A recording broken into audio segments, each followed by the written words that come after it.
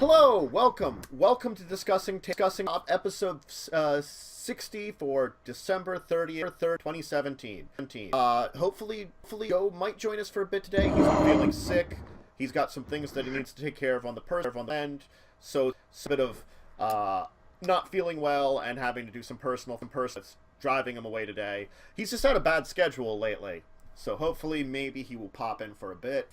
If not, the two of us should be able to handle it for at least a week, and then we're gonna have to start yelling at him. and we're like, hey, let's just prod you with a stick. Come on, man. Okay, anyway. So yes, welcome to Discussing Tabletop, the tabletop discussion show. Very, very simple in the title. We have an amazing set of things to discuss today, of various topics that we're going over. First off, I want to dive into an RPG, I Love the Corpse, an interesting, futuristic, I think you could call it apocalyptic, but it's a futuristic kind of military sci-fi RPG. I want to talk about Kitty Quest, because I think we talked about Kitty Quest in one of the Kickstarter Korners. Yes, I brought it. That was a Kickstarter Korner for me. Yes, thought we did. And now it's under its full release, and you can just buy the game. So that's actually a quick turnaround for them. Thanks for the resub also, Wyrm. Yep. Then I want to talk about Pandemic Rising Tide, because it's taking the concepts of Pandemic and applying it in a very different way, which I think is actually very interesting. Another RPG, Supergame, an older Super RPG, is having its 3rd edition coming out. But I also want to talk about that you can get the 1st and 2nd editions together in a package. And I want to end up in our segment with Rayguns and Rocketships, a pulp sci-fi board game. And then, of course, we'll go into our normal segments, Kickstarter Korner, our Week in the Table, and Consult the Table. So, why don't we dive into the first one, which is I Love the Corpse, which is, it was a Kickstarter. It was successfully done. Didn't quite double its goal. It is a sci-fi D6 system, is the easy way to describe it. It's made to be played with a D6, with D6 as a tabletop RPG system. The easiest way to say it there. So they have a whole bunch of stuff available for it on DriveThruRPG. So they have a quick start rules, which are free. Quick start rules we always love.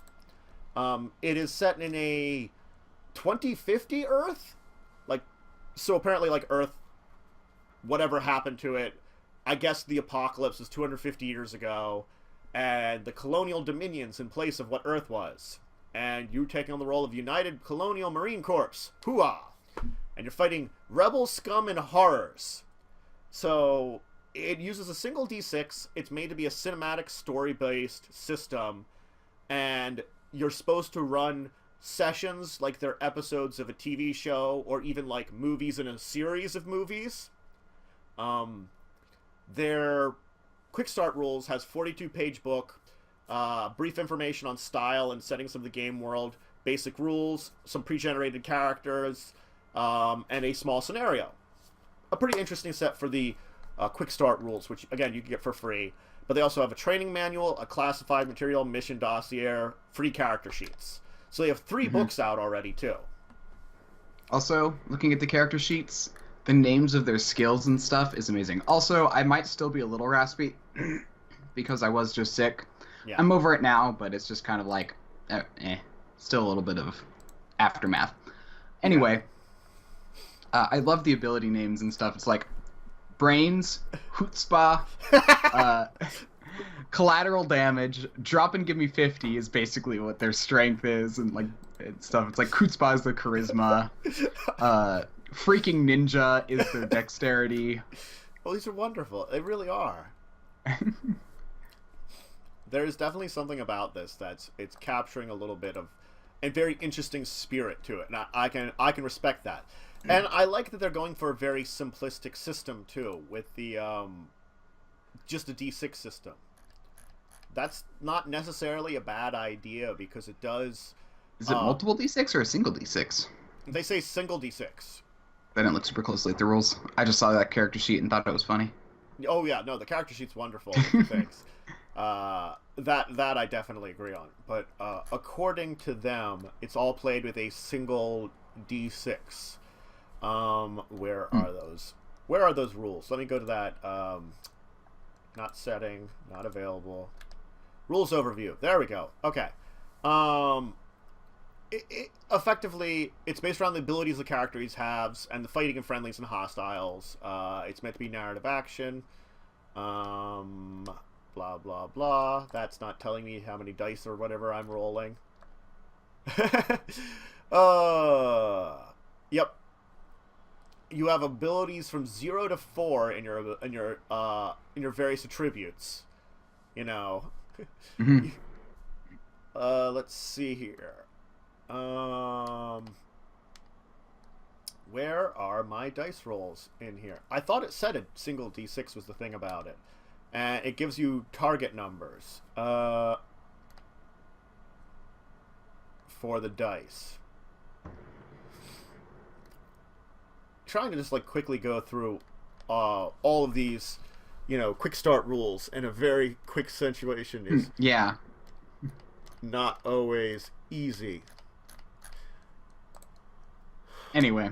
Yeah, anyway, before getting way too distracted. Well, if you go to the drive-through RPG, that's where under the quick start rules page they were talking about it, and that's where I was referencing it from actually. Where it says that it's a single D6. Anyway, so yeah, 1D6. Yeah, in a 1D6 tabletop RPG system. Yep, there it is.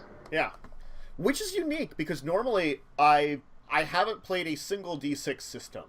And that's one of those things about it. I've played multiple D6. I've played 2D6, but I've not played a 1D6 system. But again, then people have a 2D20 system, so I can assume that just like 1D20 to 2D20, maybe they're just backpedaling from 2D6 to 1D6. Yeah, you've a little difference in your chances. Little change in the methodology of it anyway. But I think this game is a very interesting one it's like when I look at it, I'm kind of like, ooh, I might want to try this one. I don't think there are actually a lot of, I would call, military-based RPGs. Ones that are directly military. Most of the time, you could integrate a military aspect in it. Like, I could certainly do military aspects in things like World of Darkness or Chronicles of Darkness. I could do it in Shadowrun. I could do it in D&D. I could do it in Pathfinder. All those systems I could do military in, but I'm integrating that into the existing system rather than this one seemingly based around the fact it is a military action system to begin with. So, again, it's the nature of a lot of RPGs is they're very malleable in what you can do for your games. But this one, if you wanted to try out a military game, this might be the one to at least check out the Kickstarter rules for.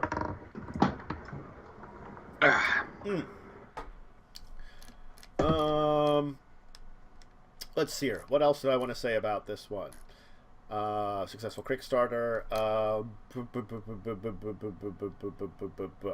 So, the Mission Dossier is a scenario book for some extra scenarios. The Marine Training Manual is your basic character creation rules book, which is like 17 up on Drive-Thru RPG, and the Classified Materials, your GM guide.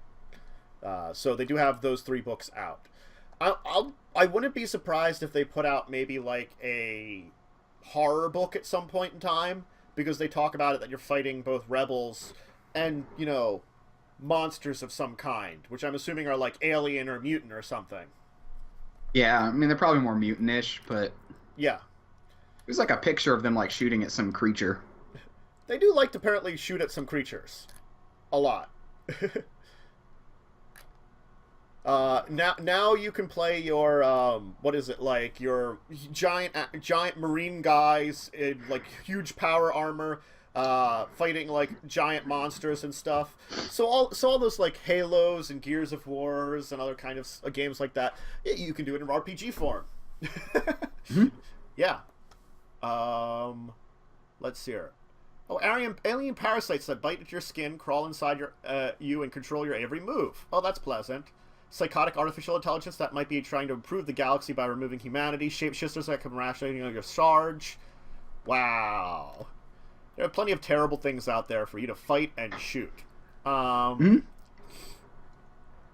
apparently, like, you could they do give, like, you could create a telepathic sniper, gene-modded demolition expert, or heavily augmented cyborg warrior. So I like that they do say that you could have a lot of different options there with just those words. You know, telepathy, gene modding, and cyborg. That does give a lot of options for how you improve your character. And I like that idea. So, I like those options a lot of times. Anyway, I think I just wanted to, like, you know, bring this up, talk a little bit about the game system because it's an interesting one. I don't know if there's much else I wanted to discuss on it, unless you think there's some kind of, like, this one. It looks interesting. Yeah, that's a good way of saying it. It looks like an interesting release, and hearing about a successful Kickstarter is always good. I like those. Anyway, so if you'd be interested in checking out I Love the Corpse, is available now at CORPS. I'm trying to, like, say it like it's the body, and it's not. Corpse. Like corpse. Well, that is how you say it, though. Corpse. I know, it sounds the exact same, except it doesn't have... Except there's one less E. Yeah. Yes. Actually, that's completely accurate. Wow. Now, I did want to talk about Kitty Quest, because this is an interesting one.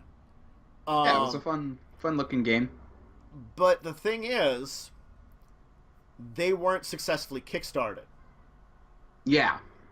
So that means they found their backing somewhere else, and most likely what had happened was the Kickstarter attracted the attention of someone who decided the game was worth it. Which is what I assume happened to Power VTT as well, that guy, because he's still developing, even though his Kickstarter was... Well, his Kickstarter was canceled, though. He didn't fail. Well, I'm guessing what had happened was when he was talking about it a lot, maybe someone came in and being like, you know, I'm going to give some funding towards you, and if you don't need the money for it, like, he probably did the smart thing and said, like, I don't need the Kickstarter, you know, I don't want to take it, you know, but... Yep. Anyway, but it did get funded, and now you can get a copy of it, and it is the game we talked about before. You make a path, get Kitty home, kind of thing. Very amusing little game. Yeah, and it's just, I find it interesting that just because your Kickstarter's not successful doesn't mean you won't be successful, is an interesting way of looking at things now, and I do like that we can say that about the games that are out there. And like Kickstarter is very much something that's like it's almost a version of publicity, which is kind of fun. Which I guess is good, because it's like, granted, you have those games that couldn't be funded without Kickstarter. You have those games that are like, well, companies will put them on Kickstarter to see if they're should produce them or not. So, again, we've had our arguments about things like Steve Jackson games and using this. People were going to buy Munchkin Shakespeare. You did not need to use this. But, like, you know, other things like Mofidius. I think it's like, I think it's Mofidius. Yeah, Mofidius. If they want to, like, come up with a new weird RPG system, they might throw it up there and be like, hey, would you guys want us to make this kind of thing, or make more of stuff with it? So... Or what Onyx Path did with Changing the Lost World of Darkness, is they wanted to have like a slightly better copy for people to get, but it wasn't going to be financially viable, so they did a Kickstarter to see like, oh, do people want this copy? And it got backed, meaning they could now supply this copy for slightly cheaper. Yeah, they could come up with something a little better than what they were going to, a little higher quality, because they went to Kickstarter. And and so Kickstarter has become a place that it's very interesting, I think, nowadays, that it's definitely evolved. And I think Kitty Quest here is a good example of the evolution of it, because, you know, before, you kind of say like, oh, it fails, it's gone. But now we can say, like, well, this not only drew attention from the public so that people knew about it, so that, like, any of the people that had pledged to them and didn't get it, they could contact them and be like, copies of these games will be coming out. You should tell people, spread the word kind of thing. But also then they can actually get the funding from, contacts with people that maybe contacted them about this. Because I don't know if that's accurate, but it says it had 30 backers and got $1,230. So someone had to back it by a lot. Yeah. No, I'm looking at the backers. 2 people backed it for 140. Someone backed it for 75. A couple people backed it for like 30. Mm-hmm. So there's a couple really big spenders, which honestly I wouldn't be surprised if they came out and were like, hey, we still want to give you money, Yeah, like the 140 ones. The thing about that is you have to think about it, is that's the minimum. Actually, how much it is? Yeah. We don't know how much they gave. It's just that's the tier they reached. 2 people reached that tier. Yeah. So it's like... They had to have pledged... At least one of them had to have pledged a bunch. Yeah. And they probably came back out and were like, hey, this didn't get funded, but we want to still help you out. Yeah, definitely. And they might have been like, hey, we know these people over here. Maybe you should talk to them about getting some printing and stuff done. Because Venvate Labs has the link to it. So I don't know if that was the actual original company for the Kickstarter. It was, okay. So it was the company for the Kickstarter. So they did manage to, however reason, get some more funding for it and get it out. Gotcha. I just wanted to check on that, if it was the same company that was putting out the Kickstarter or not. So anyway, getting back to the point of why, this was an interesting one to discuss, I do want to say, like, this is a good sign if you out there want to do some kind of Kickstarter. Just because it doesn't get finished doesn't mean, all hope is lost. Yeah. Granted, sometimes people put Kickstarters up a couple of times before it gets funded because they have to, like, find that right combination of, rewards and work they've done and all that kind of stuff. It's, they'll put it up and then they'll take it, like, if they fail, they'll be like, oh, we could have made this better kind of thing. But there's a lot to Kickstarter now. So, yeah. Just because that whatever it is you try to fund doesn't get backed doesn't mean you not necessarily might get something for it. So, yeah. All right, Cootie Quest. It's available now. I have no idea how much it's available for now, off the top of my head. Oh, let me just click on this buy now and let you know. That's a smart thing. I can tell you how much it is. $16. That's not bad for a card game. For a little card / board game. So yeah, $16. Yeah, it's pretty good. Yeah. Family friendly, age 6+, 2 to 4 players, 132 cards, a die, and some pawns. So, available now for you. Why don't we move on, and I want to talk a little bit about Pandemic Rising Tide, because this is an interesting one in my mind, I kind of think. So, Pandemic series, it's all about disease. That people are getting sick, and you're attempting to cure the world from deadly diseases which are ravaging it. That's an easy way of talking about it. Very simplified version of it is, plague, death. It's 4 diseases. Depending on your expansions, you could have more. You each take on roles, you take actions, you fight against the diseases until you can cure them. Once all the cures are found, you win the game, regardless of if the board is really sick or not, that kind of thing. Mm-hmm. So, Rising Tide took the idea of the spreading cubes, which is what the basis of the other one is, and put it in a very different setting. It's the Netherlands, and basically all those dams and levees that keep the below sea level country from flooding are failing, and we're the engineering team basically rebuilding, repairing them to keep the countryside from flooding. Yep. It's such a strange... It's so different, is the thing, too. We're not diseases. we're not scientists or other people. We're engineers. Our cubes are now water. So it's like, it's very different is the thing. But it kind of works when you think about it. It's... I don't know if it should have been called... I guess it's called Pandemic because they want to associate it together because they're using the same mechanics, and it's the same company that puts it out. That's what I'm guessing. You know, it's got the idea of each of us getting actions, cubes spreading, you know, places flooding, kind of things like that, and us fighting against it, trying to, I guess, shore things up so it doesn't. A different winning condition. So there actually is a alternate use of pandemic for just saying prevalent over a whole country or the world. Okay. It's usually of a disease, though, but it can be of other things. All right. So I'm guessing they're using that alternate sort of idealism and then using it to apply here. Yeah, they're saying, like, it's the flood is what is the pandemic, the waters. Yeah. Which, I mean... It's prevalent over the whole country. Yeah. That's definitely a interesting take on it because they're using that prevalent whatever, and now they're saying that, oh, it's water in this case. Is your prevalent plague. Is a plague of water upon you. So... I mean, it's an interesting difference, but when I look at this game, I could say I would have a fun time with it. I like playing Pandemic when I have a chance to. I like losing to Pandemic. So it's another one of those games where I feel like you could lose to the game very easily and still have a good time.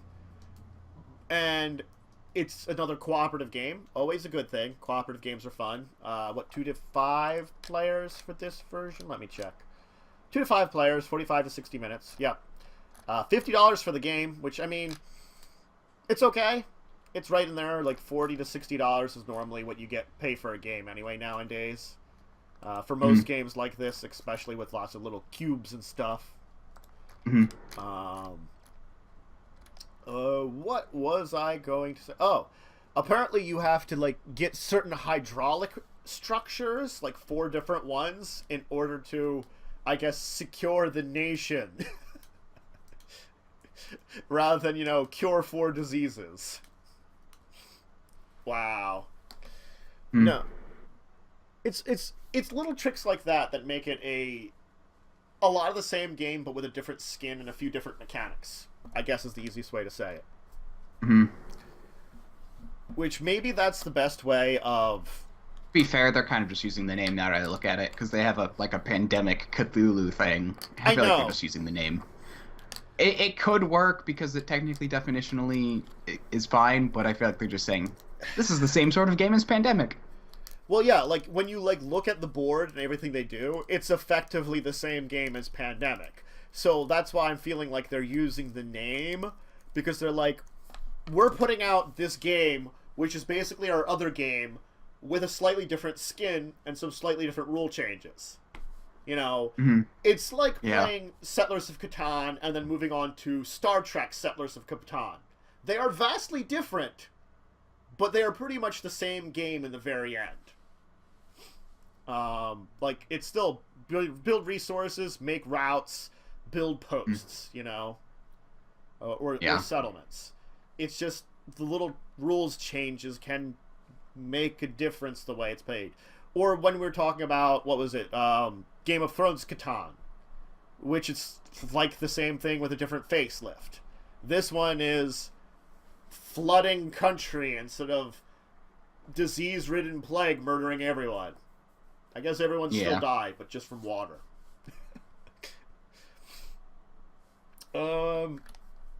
Yeah. I mean... That's fun. I don't think I'm against them also just using the name, too. Yeah, I'm not really either, especially since it's actually, if anything, a good thing, because they're basically saying, like, this is a reskinned Pandemic, buy it, buy because so that you know what you're getting into. You know, it's like, they don't want to say Rising Tide, and then you buy it, and you're like, wait, this is exactly the same as Pandemic. I've been had, you know? Yeah, or like when people just see Rising Tide, they'll also be like, huh, that's nothing special. But they might see Pandemic Rising Tide, and they're like, huh, I've played Pandemic. I like that game. Let me take a look. So a little bit of name recognition isn't a bad thing, definitely. Yeah.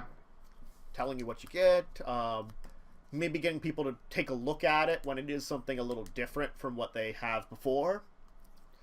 So, no, they've seemingly gone an interesting route, and I'm thinking, you know, there's definitely a time and a place for using a name on something that's a little different, and I agree with this one. There are other ones that I definitely don't agree on, like the unnecessary Munchkin series. What is it I call it? Like Munchkin Panic for replacing Castle Panic. Do we need that? This one, I kind of feel like it works. Yeah, and even some, it's like, at least for things like, you know, like, isn't it like the Star Trek Catan or whatever actually does does things a little bit differently, you know? They have, like, abilities and stuff, and they change things around. You know, it's like, those games, like, usually at least try to add in something different. Yeah, I haven't tried out the Munchkin, like, Panic, but I tried Star Trek Panic, and that was very different and interesting, too. It was the same formula of, you know, monsters coming against your whatever it is, but this time it was enemy ships coming against you, but it had different enough mechanics, and I think that's where these reskins shine, and where it makes them that they're good, is if they have their own mechanics that make it that you know what game you're playing very quickly, but it feels different. And from what I've read up on this one so far, it feels like it will be different enough. The question being, you know, will it when we would actually play it? I don't know. Yeah. I think I guess that's where it will shine, is you actually trying to play it and seeing if you feel like it's different enough. And I wouldn't know because I've never actually played Pandemic. Oh, jeez. Maybe we should do that in Tabletop Simulator sometime and lose to the game. Probably. It's like Arkham Horror. It's one of those games. No, I know how to play and I've seen it played. I just never played it myself. Well, I was just saying, you know, it's one of those games where losing to the game is very easy. Yeah. Unfortunately, or fortunately, if that's what you're having fun with. But I mean, this is a good one, and if you, I'm guessing what I'm gonna say is give reskins a chance, or at least check up on the rules if you're interested in it. It might surprise you. Then again, it might not. It could be of a series that you don't need any more of, like Munchkin, because they have a whole bunch of reskins on various other games that they've infested. Don't need those. I don't think we need those. I'm gonna argue that one. This one I will argue for. So. Yeah. All right. I did want to talk about Supergame.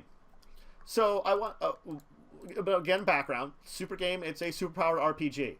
The original version was published in the 1980s. And it is one of the earliest RPGs to be specifically designed around superheroes. They're providing a third edition of the game. You're supposed to be able to create your own hero in a couple of minutes, record it on an index card, have a wide range of powers. There's 6 different scales of action. So I'm guessing you could be more like, you know, Batman level action, or like up on the top end of like Superman level action kind of thing, because those are very different actions.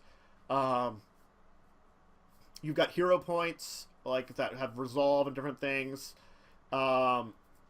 They actually have a whole different set of dice sets that you can use: D6s, D10s, and other.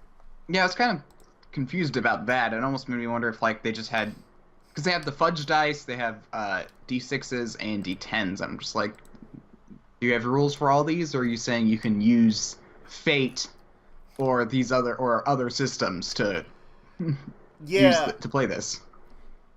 Now, the other thing that I find interesting, because, you know, the second edition came out in 82, 2 years after the first edition. And Yeah.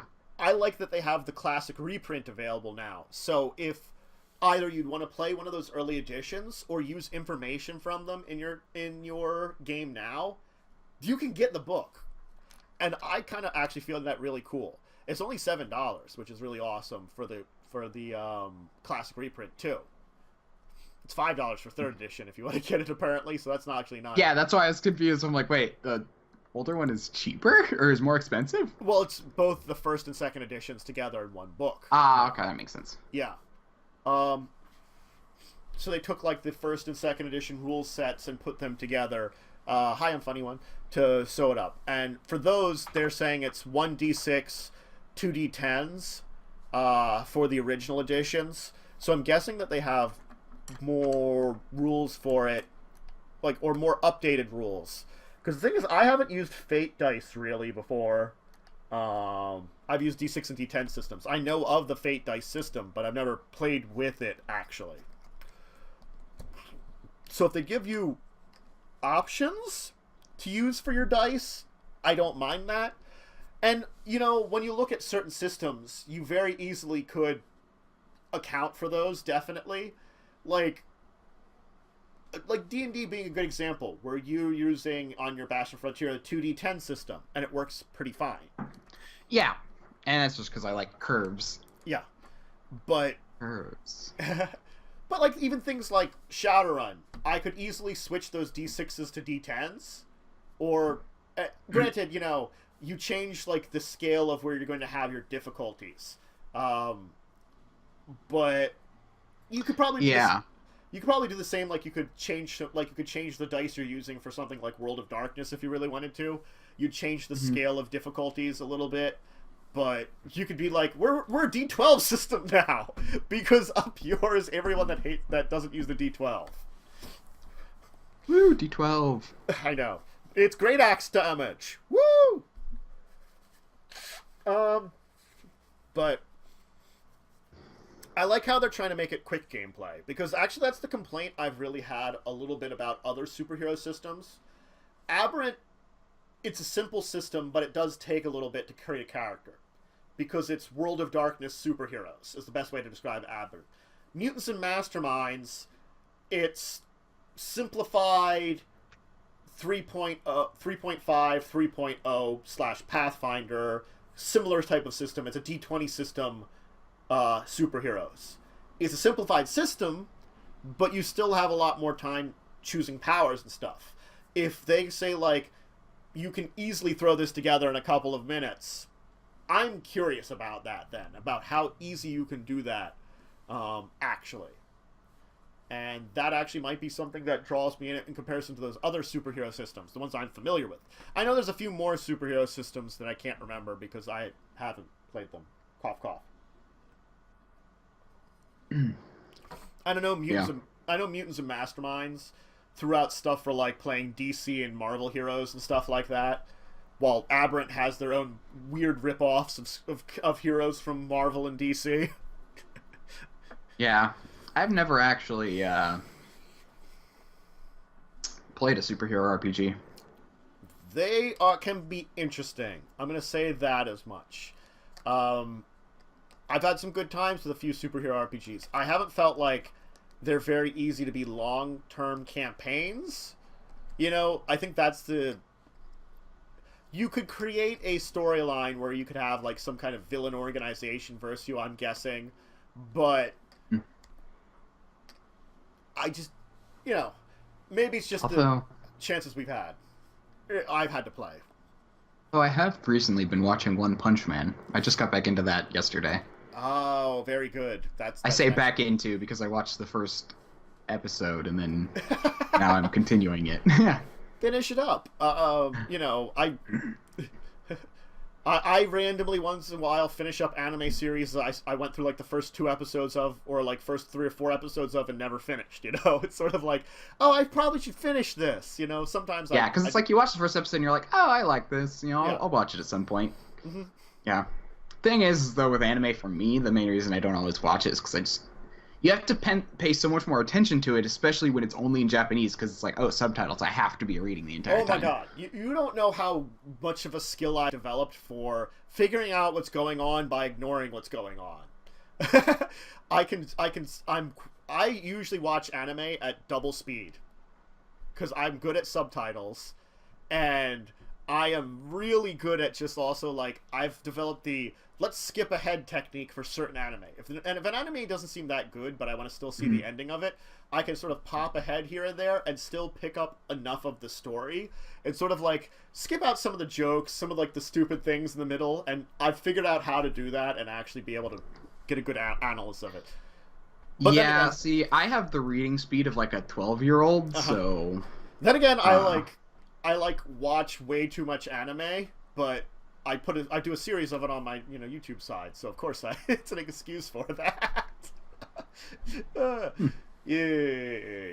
Anyway, but you have YouTube exclusive stuff. I never really paid attention. Oh God, to your YouTube. My YouTube stuff is all scripted content. Oh, fun! I'll go check that out. Yeah, I do like videos describing various CCGs, RPGs, and then my Besim series is I review anime series and then say how to use them in your Besim games, basically. It's like, here's how you could adapt this.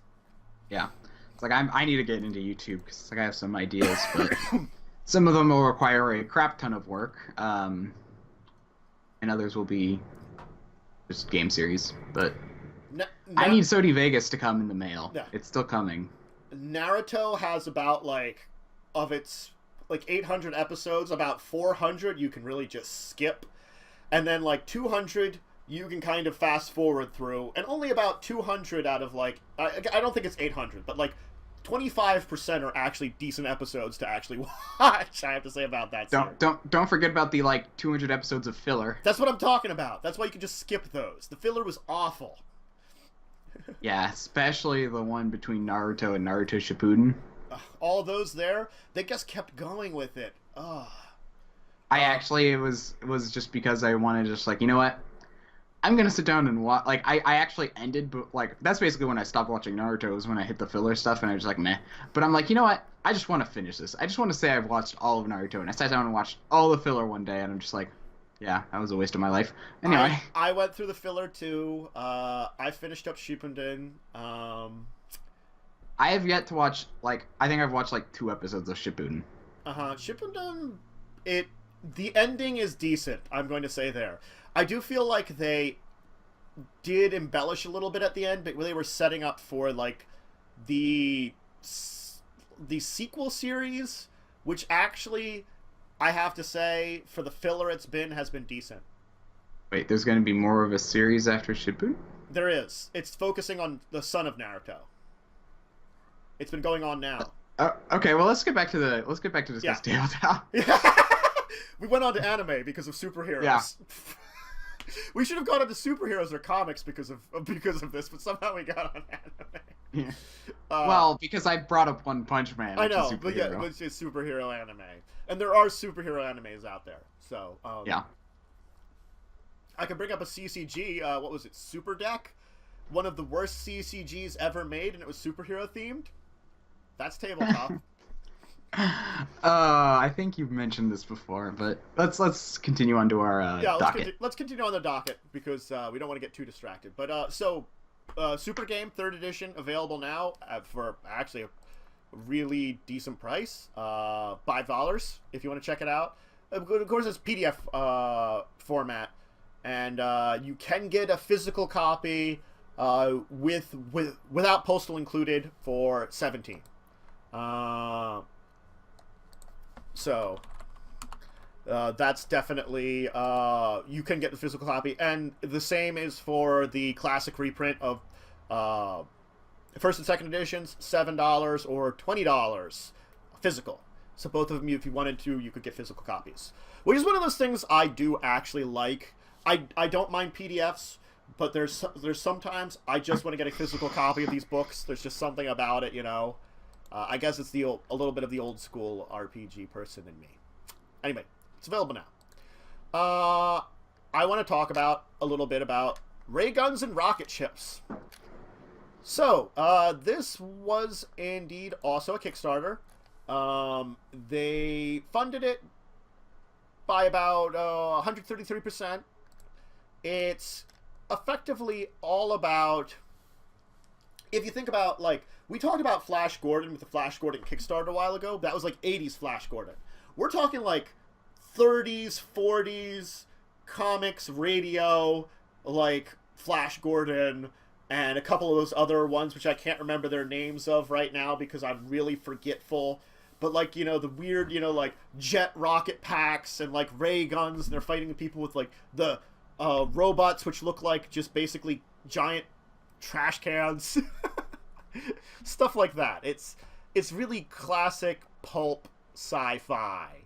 2 to 4 player game where you take on the roles of various factions with your own rocket ships, and you're sort of vying from control. So your planeteers, not to be confused with being members of Captain Planet's gang. You could be the Astro Rangers, Star Pirates, the horrible alien conquering Blarg, the reptilian Zarg. I mean, these names are like these names even feel like those really bad pulps of the past is the thing. It all feels that way. It captures a feeling definitely of that, which I'm very happy about too.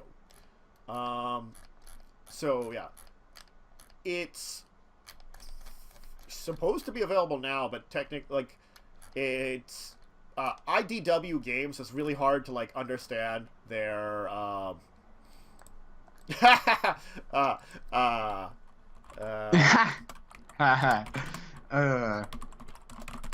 To be fair, though, when you mentioned, like, I don't know why, but my brain went to the Rub Some Bacon on It song. My brain's just on tangent today. Look, that happens. You know, yeah. A good tangent can be very fun. Because when you, like, mentioned robots that look like trash cans, I'm like, huh. Well, I always picture them as, like, the Lost in Space robot, the original, if you've ever seen that one, where it's got, like, the flaily arms, you know? Use command cards to maneuver your rocket ship, roll dice to fire your ray guns, strap on your jetpack, and take the battle to board your enemy rocket. You know? It's a simple... I'm just going to post a link in the chat to the image that popped up in my mind when you mentioned it. Anyway. Yes, that is actually, like, without the bacon, that would kind of be the actual thing. So. Yeah, I know, but it's just kind of like that's where my mind went. Yeah. Just to that thing. That is a fine place to go to. No, it's like it's accurate, like, but I'm not surprised I thought of it. But it's just kind of like, huh. They have 32 original miniatures. You select your faction. You get your rocket miniature.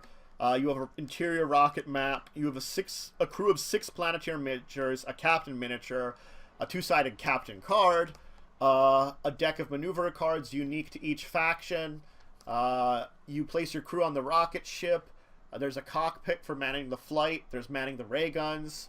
So you can, like, put your crew in different places to give advantages in flight and combat.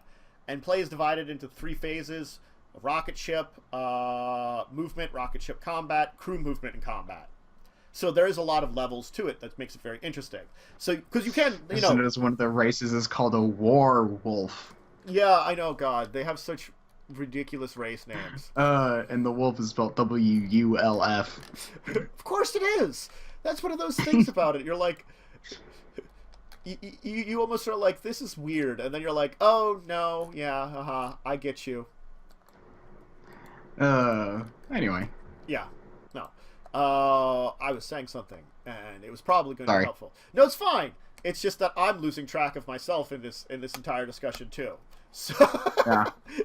Oh, yeah. I just have an ADD brain today. It's fine. You use maneuver cards and star cards that are used in your hand to provide tactical movement combat advantages. You can fight. You can have your rocket ships on the star map. You can send crew over in jetpacks to board the enemy ships and engage them in hand-to-hand combat, in which then you're claiming victory points for destroying enemies' rockets / with your ray guns, or destroying them inside the stuff.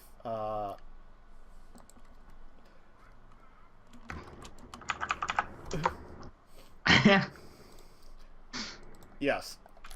Yes. Where are you, more rocket ships and ray guns? So yeah, the Kickstarter backers and retail stores it's on its way to. They don't apparently. Well, you can get it on Amazon. That's the easiest way I can find it right now is up on Amazon for like $40. So I'm trying to find a better place to like see it. Yes, yes indeed.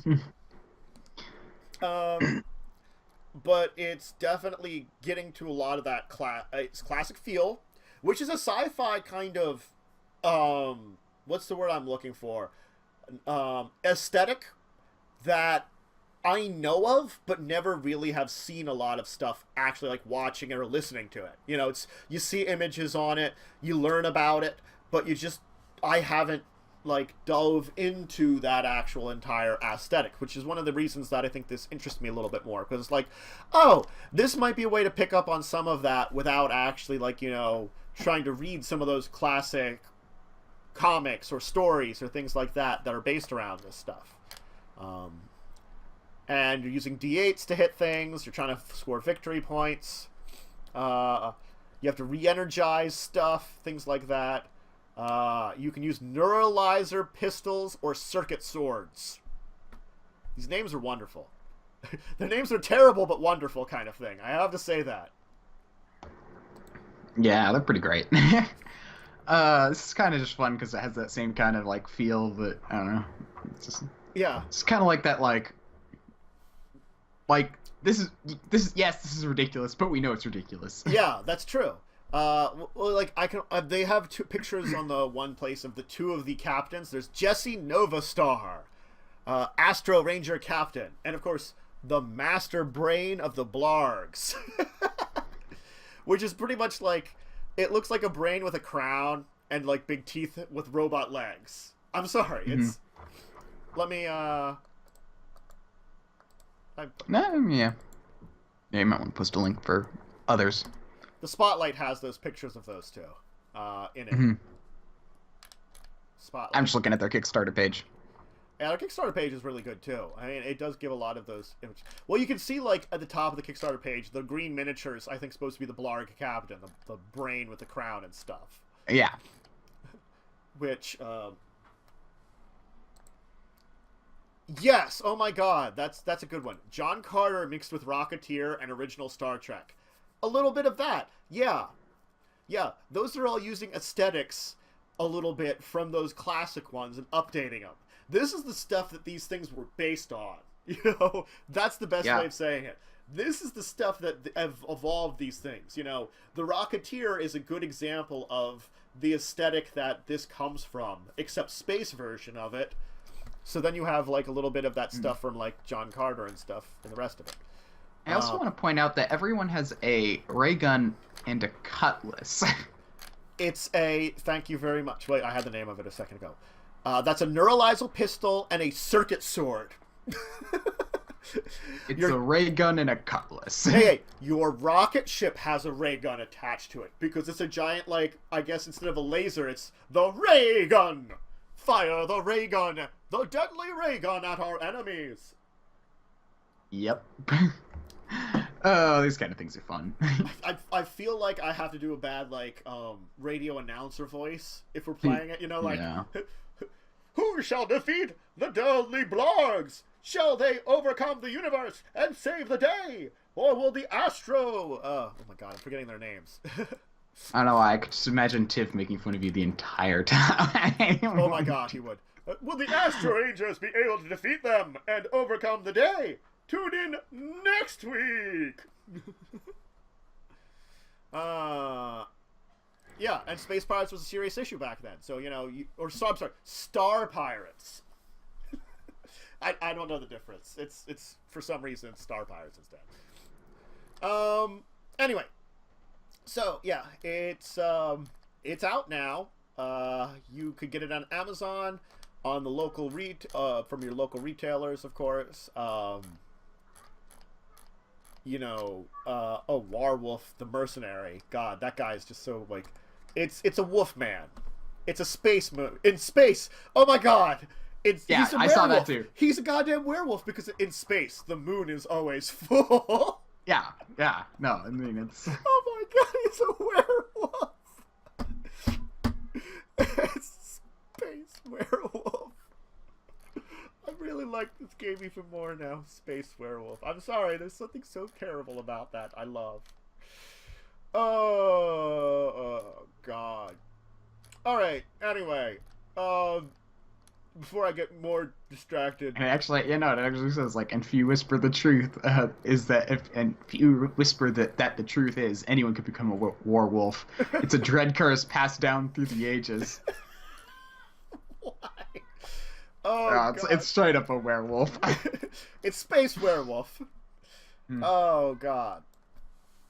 Hi, Damien. Welcome back. So, Rayguns Rocketships, available now from some local retailers, from Amazon, or if you'd actually been a Kickstarter backer, you can expect it soon. They actually might have the moon partially made out of cheese, judging this sort of mentality. I would not be surprised if there were cheese farms on the moon. Yeah, God, it's that kind of thing. Anyway, why don't we move on in our docket, because we do have a couple more things we want to cover. Why don't we go to our Kickstarter Korner? Yes. Cool. All right. So, Wyrm, what did you choose for our Kickstarter Korner this week? I chose a game called Dice Wars. Ooh, Dice Wars. I actually now browse Kickstarter for these things instead of going to your channel. That's fine and acceptable, because again, I don't find everything. So if you find something cool to bring in, I'm all on board for it. Yeah. Anyway, this is kind of a fun board game. I actually like when I saw their. Actually, I should link it real fast. So. Yes. There you go. It is a. They are backed already, over double, but yeah. I just thought it looked really cool. It is a dice game, and I like that they say some of their inspirations were. Where was it? I just had it. There it is. Couple things which I personally have liked: Final Fantasy Tactics, heck yes, and Heroescape were some of their. I'm like, Heroescape, yes. I almost wanted to go into my garage and just pull out a Heroescape thing and just say their inspiration was Heroescape, but I am puzzled. Anyway, but yeah, so it looks really cool. It's basically you roll dice to determine what units you get, which is kind of fun. So like what unit, and then you use those units to battle each other. And it's kind of like, and then you roll dice for those units for like attack and defense and stuff. And you have like you have a couple hex boards which you can place together to make random maps. It says there's 100 of map combinations. There's always a different battlefield, probably different rules based on it. But yeah, I mean, it looks like a really cool game. They got yeah. Yeah, no, this looks like an interesting one. Definitely board combinations, and those dice are some very large dice, I have to say. Yeah, they say they actually call them jumbo dice. Yeah, those are some jumbo dice there. Like they're showing. Like it says it comes with 28 jumbo dice. Whew. So yeah, cool. They know they're big. They know they're big. All right, no, that's a cool one. And it's in part because they're actually used as board pieces as well. Yeah, I get you. No, they're definitely. It definitely seems like an interesting little game, and I like a good dice game like this one. Dice games are definitely fun. So yeah. It's got. And I like that it's like you get your how you get your units randomly too, because it's like, okay, let's see what we're fighting with today. It's kind of like this. Well, let's just roll this and see what we. I mean, I guess in theory, and if you really wanted to, you could pick them. You know. Yeah. You could just say, okay, well, let's let's see how this fares off in this combination. You know. I like how it's subtitled "Heroes of Polyhedra."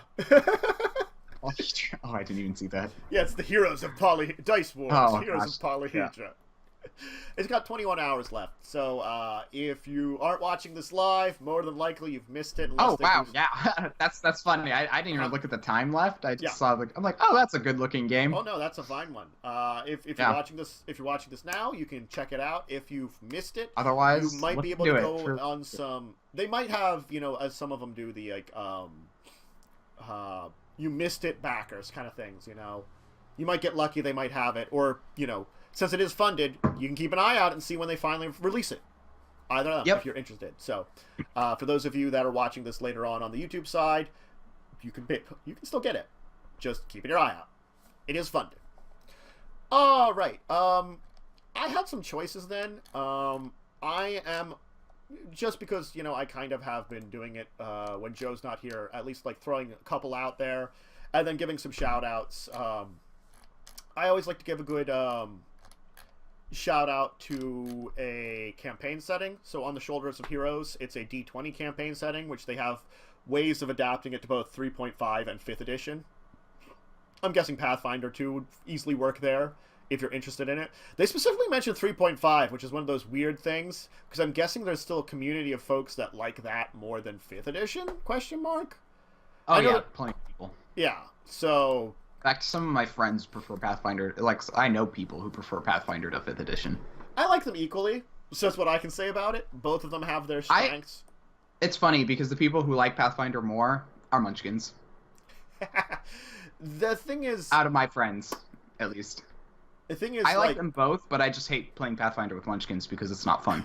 I like playing Pathfinder because I can come up with some very weird character combinations. No, that is fun. Yeah. That is the fun part of Pathfinder. Yeah, that's where I've reached at it. I like the weird characters I can build and all the weird abilities I can throw together on it. So it's sort of like I'm using the thing that Munchkin used to make abusive characters to also make just really strange, interesting characters, too. Yeah, but I just don't find it fun when, like, you're playing with a friend who gives +5 to, like, 3 different attributes as, like, a passive buff. I mean, granted, like, Pathfinder has... Getting on a different topic for just a second, Pathfinder has its problems that I will definitely expound. I made a very simple archer character in Pathfinder, and it's fairly gross. I didn't do anything big special. I'm playing a hobgoblin, so I get +2 to dexterity as a racial bonus. That's it. I don't have a huge dexterity. I have a +1 weapon.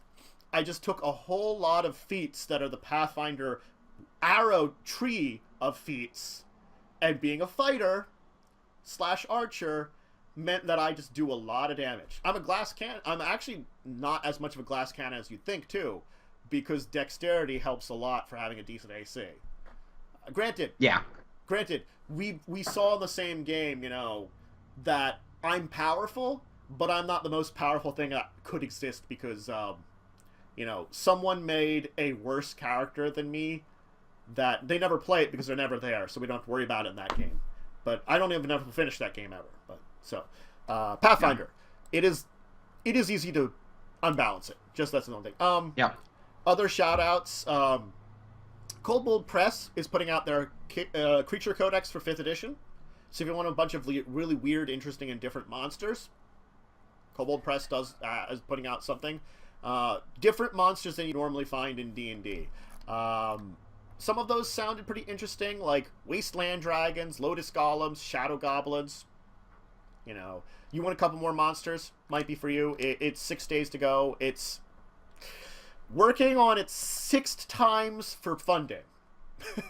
They've already, like, 5 times the amount of funding they wanted for that one. And the last shout-out I wanted to give was for Mainland, a little board game where you're trying to, like, get enough pieces for your colors, but you stack tiles and stuff, so there's, like, a stacking mechanic. Kind of interesting. Anyway, the first game I want to focus on is Chronicle X, actually. It's a 1 to 7 player tactical board game with miniatures. 32mm miniatures. It has certainly got its funding. It's working on the 10th time... 10 times almost now. They're working on it with 6 days to go. They might hit that. Their final stretch goal is at 10 times what their original goal was, which is just a lot more miniatures. So it is a retro sci-fi tactical board game where players are either controlling basically the military organization of Chronicle X or the Overmind, a ruthless alien overseer group that's trying to conquer Earth. And because it's a 1 to 7 player game, I'm not sure. The only thing I'm thinking about is maybe it's that you take on, like, it's more of a cooperative thing. It's a tactical game, so you might have teams, you might have cooperative. There's got to be rules for it. I know the single player was added in. There's alien troops. There's you fighting against it. They have all kinds of different miniatures for various troops on either side. And the stretch goals and the expansion stuff is just all about building boards and trying to basically take over the world or liberate the world. Just to keep it simple. You have, like, a battle board where you get your tactical thing. Okay, what this reminds me of a little bit is, which I'm forgetting its name, which I shouldn't forget its name, XCOM. It's reminding me of XCOM. It's reminding me of XCOM, except rather than take on a little bit more of like a futuristic sci-fi, they're going 80s sci-fi, you know. So it's like the aliens you're fighting are all, like, you know, grays and stuff like that. They're supposed to be like the little gray men kind of aliens, a lot of them, and they're servants. So I like that they're taking something. Yes, it's the space/alien episode because of this. It won't be in a second after the next one I want to talk about. So yeah, it's 6 days to go. It's certainly got its backer list. It actually only has 2 pledge levels. $100 one, which gives you the base game and all the stretch goals, and a couple little exclusives, or $200 one that gives you the base game, a lot of, like, exclusives and extra figures, and all the stretch goals also. So, you're getting a lot, is the easiest way to say it. And it's not the cheapest game, but if you take a look at the miniatures, they are, like, pretty well detailed miniatures, which is really cool. So, it's definitely one that looks interesting. I'm going to say that one, and that's why I kind of wanted to talk about that one today. Now, there were 2 other adventures that were out here that I kind of were tempted to talk about, and I'm not sure which one would be better. So I'll sort of talk a little bit about each of them, because I reached a point of tie in my brain between the other ones. First one is apparently a Robin Hood RPG, the 2nd edition of it. Sherwood, The Legend of Robin Hood, 2nd edition for Savage Worlds. 5 days to go, 2/3 funding. It's just that. You're taking on the role of, well, one of the band of merry men opposing Sheriff of Nottingham and Prince John during the Third Crusade to keep King Richard in power, kind of thing. Pretty simple. And the thing is, I like about this one that I wanted to mention is they have rules for either playing it historic mode, where you're basically going like traditional historical England, or mythical, where there's magic, mystic beasts and stuff like that around too. So you can actually go a magic version of Robin Hood for more some of the legends and stuff if you wanted to, with like probably like wizards and witches and things like that also. It's completely up to you which one you want to actually do, and they have the rules for both. So that's why I thought it was a very cool thing about that one. And also, I found it, I wanted to mention it because it's a very weird one, is Anthro Adventures, which is about 50% funded for 5th edition or Pathfinder. It's basically supposed to be, what is it, like the Animal Men from 3rd edition, or the Beast Men from Pathfinder. It's basically human-animal hybrid races. Except the only reason I thought this one was interesting for doing the entire, you know, like, oh, your anthropomorphic animal adventures, is apparently there's a storyline where it's actually, you're using the Pathfinder D&D rules and a fantasy setting, but it's a post-apocalyptic world. Something happens and these experimental races are left on their own devices for generations. And apparently each one of the races was given like a story in their old days to like teach them like a children's story, to teach them things about, like, you know, what's right and wrong and stuff like that. So each of them has built societies based upon that. So what's some good examples here? Let me get a second here. The Canine Kingdom. Where is that? Shoot. Dang it.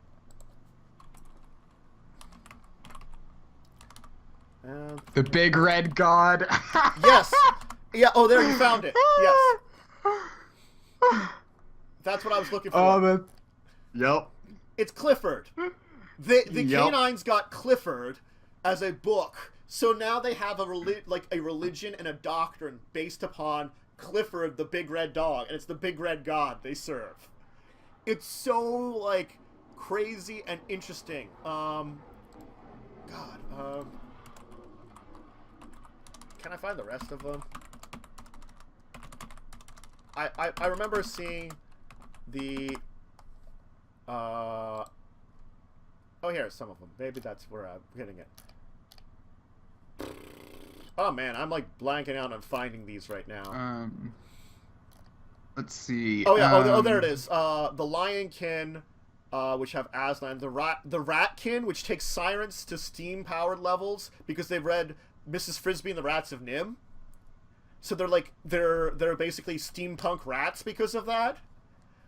It's so interesting that they've like changed it so rapidly using like a children's story, and the species themselves have gotten it. I think that's where this makes it very interesting, and that they have 22 races, 75 pieces of artwork, 7 realms including maps. So, and they have rules for, again, adapting it both to Pathfinder or 5th edition Dungeons and Dragons. I think that's what drew me into this, was basically the big red god. Reading Clifford and getting that little like little thing there. Hilarious. I know, it was like, okay, you know what? You won me over just a little bit with that. Thank you. You know, that's just weird enough that you won me over.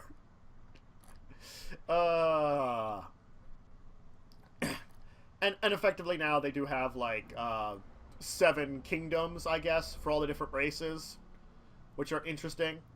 They apparently have herpetile, canines, felines, ruminants, which are cows, wallabies, and goats, a rodent empire, aven empire, and woodland creatures. Which all of them seem to have like at least 3 races. Some of them have more. So I guess you can play a poison dart frog, turtle, bullfrog, dog, wolf, fox, cat, leopard, lion, cow, goat, wallaby, rat, guinea pig, mouse, owl, falcon, swan, raccoon, hedgehog, rabbit. So 21 races there. Is there another one? Did they say 22? They did. So there's one that's not even mentioned. That wouldn't be part of the kingdoms. Interesting.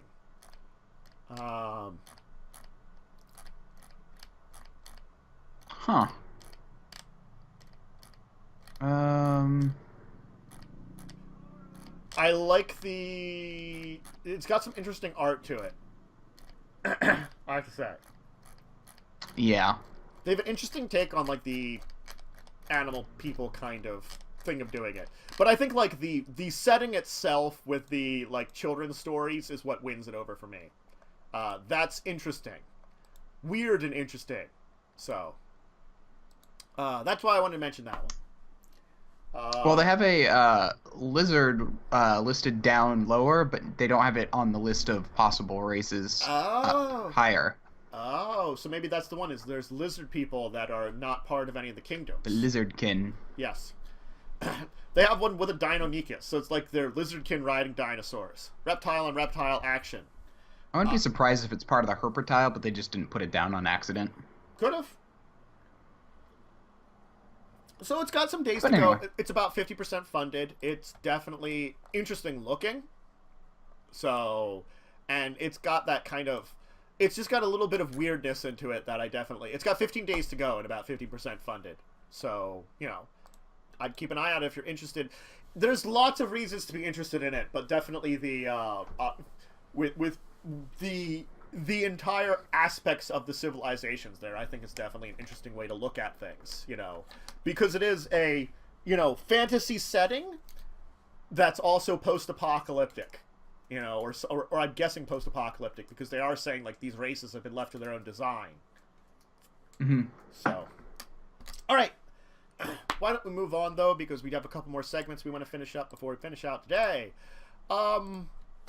How about we talk about our week in gaming, our week in tabletop? I didn't do anything. I don't know if I did anything either. I mean, I was thinking originally... Christmas week is, yeah. Yeah, it's a tough one.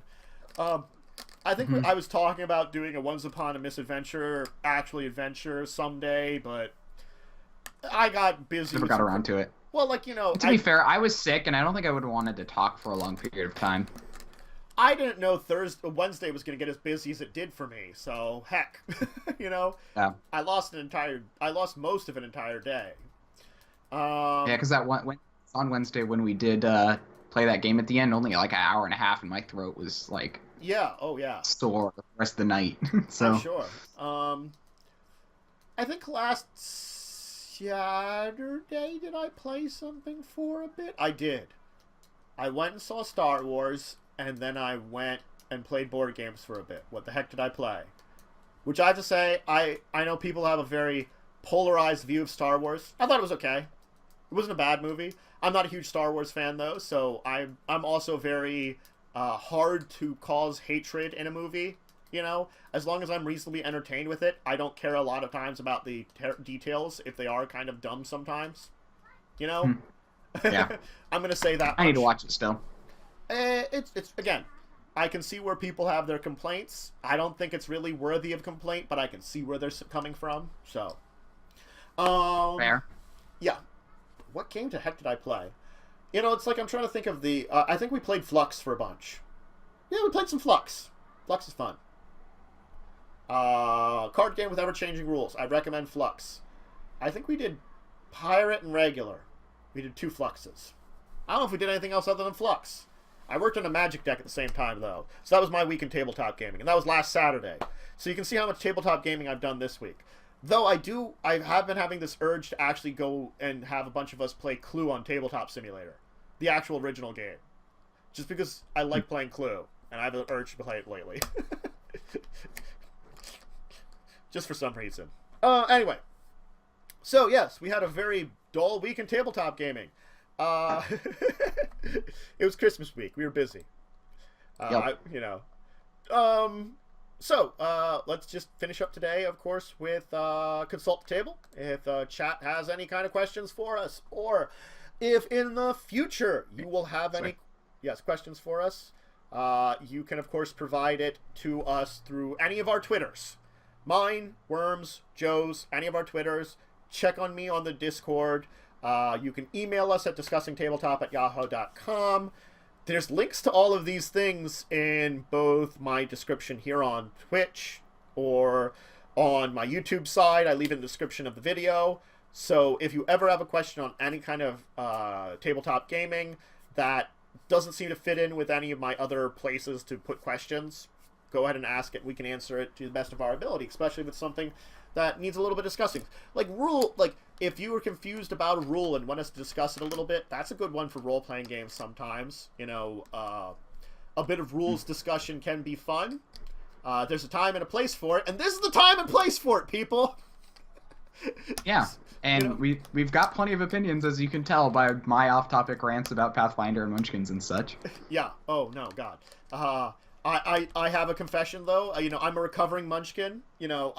10 years ago, I probably would have been really bad as a Munchkin pretty bad as a Munchkin character, So, my horrible luck turned me into a not Munchkin. I'm definitely the personality type for a Munchkin, but I've learned that my luck is so bad that no matter how...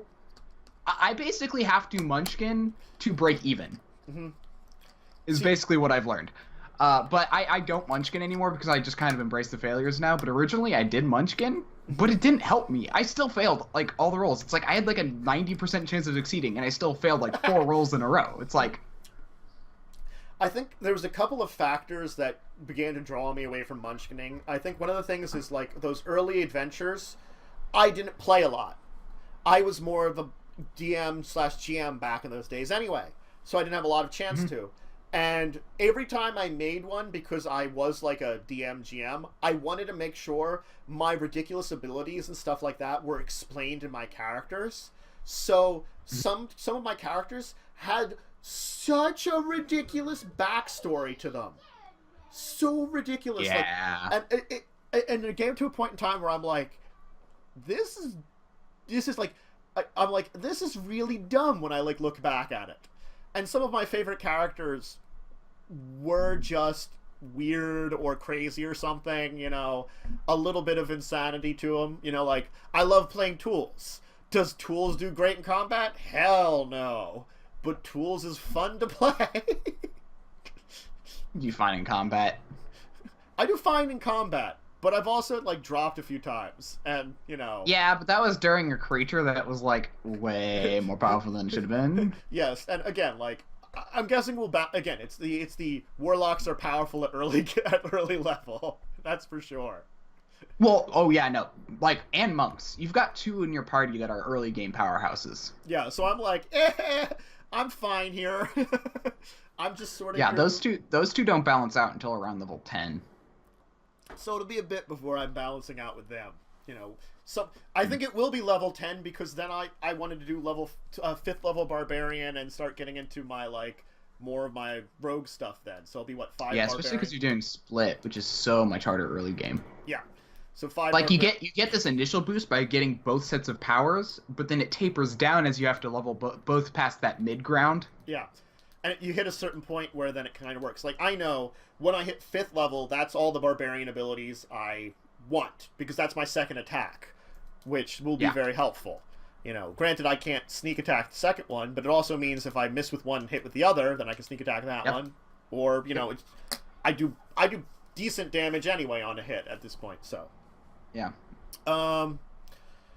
But, so yeah, so if you have any questions, rules related, any kind of things like suggestions for stuff like characters or deck buildings, or if you want to buy a new board game and you want some suggestions for certain types of board games, go ahead and ask us. We are all but willing to share our opinions, both quickly and efficiently. Plenty of time to think. Yes. Both quickly and efficiently. If it's a small answer question, we'll probably just answer it then and there. Or if it's something that needs a little discussion, we'll talk about it here and give you some good suggestions. Oh. So, all right, though, why don't we finish up for today? Because, you know, it's holiday season. It was going to be a little shorter anyway, you know. I'm surprised there were some interesting things that came out this week, truthfully speaking. But it's, you know, Kickstarters that finally came up that I guess drew us to. To be fair, this is a good time for Kickstarters because people tend to be a little bit generous around this time. Yeah, and that's the thing. Is sort of like a couple of those finished Kickstarters came out this week that were pretty interesting. I think that... Well, actually, wait. Rayguns is Kickstarter. No, 3 of them were Kickstarter releases. Yeah, so 3 of them were Kickstarter releases this week. Yeah, 3 out of 5 of the topics. So it was a good week for, you know, Kickstarter releases coming out, finally. Cool. Yep, because they're either coming out or they're trying to bank off that Christmas spirit. Yeah, so anyway. So we'll be back next week, and hopefully Joe will be back next week, and I'll have to probably prod him a little bit to make sure he's, like, you know, get healthy, get less busy, or whatever you're doing. Stick. Anyway, Wyrm, you want to show yourself? So I am Diamond Wyrm. I will be streaming later on today. I'll get back into streaming this week, as I am A, no longer taking a break, and B, no longer sick, so I probably wouldn't be able to do anything anyway, so I'm kind of glad I took a break during this last week. Like, seriously, I started to feel a little bit sick Saturday evening, so it's been like an exact week. It's been like, okay. But yeah, so catch me there on my channel, twitch.tv/DiamondWyrm, and if you need announcements, you can follow me on Twitter, @DiamondWyrm. And I plan to start getting stuff on YouTube as soon as I get my video editing software, Sony Vegas, which should be coming at some point. I got it for Christmas, but it like didn't come in time. Basically, is what happened. Look at a little piece of paper that says you got video editing software that came in a box. Anyway. Yes. Otherwise, yeah. I expect stuff on YouTube. I have a Patreon. I do have some Patreon goals. Cool. Otherwise, yeah, that's it. All right. Of course, this will be up on Tuesday, probably. I'll probably do Tuesday. I try to do Tuesday for Discussing Tabletop, so it'll be up on YouTube. I will either be back tomorrow morning for normal morning stream time. I should be good to go for then. I might do casual, or I might do another game. I had a couple of casual games I was considering doing today, and just chance didn't do it, so I might do one of them for tomorrow, since it's kind of random anyway. I might be back later on today for some streaming, depending on my schedule. I'm going to try to find that out a little bit in the afternoon. I'll keep you guys informed on Discord and Twitter if I am going to do something. Otherwise, again, back tomorrow for normal stream schedules. You can find videos up on YouTube for the rest of the day. I've got my Patreon. You can always subscribe. You can always just follow if you just want to do that. You can definitely check out my Discord, because that's a good place of reaching me and talking if you want to. I'm, any of social media, if you want to try to contact me, go ahead. I'm usually good to talk for a little bit about stuff. Anyway, so thank you for joining. Hopefully I'll see you at least tomorrow morning, or if not, some point tomorrow. If at least not, we'll be both back here next week. We should be. And hopefully Joe will be joining us then. So, yes. So thank you, everyone. We'll also be back on Wednesday. Yes, we'll also be back Wednesday. That's very My true. channel. And hopefully back Monday also. Hopefully, but that falls apart way more often, so I didn't want to guarantee it. That, unfortunately, because it is just one shots, it's a little easier for it to fall apart. It's one shots. We usually need an extra person. If we at least have if we just have 3, so it's also going to be New Year's Day. Yes, so New Year's Day. That I forgot about that. So we'll see how people are feeling on New Year's Day. I mean, I'll be fine, but yeah, me too. I'm normally up late anyway, and I don't drink, so. And I just don't celebrate New Year's. So. My normal drinking consists of half a beer over an entire night, if I drink at all. So, I am a very light drinker, if ever. Just don't like it. Anyway, that's a different story entirely. So, thank you all for joining us. We'll see you at least next week, and we'll be back on our channels for various places where you can follow us, subscribe, etc. Check out our awesome streams, and, have a great rest of your Saturday at very least. So, goodbye. Bye.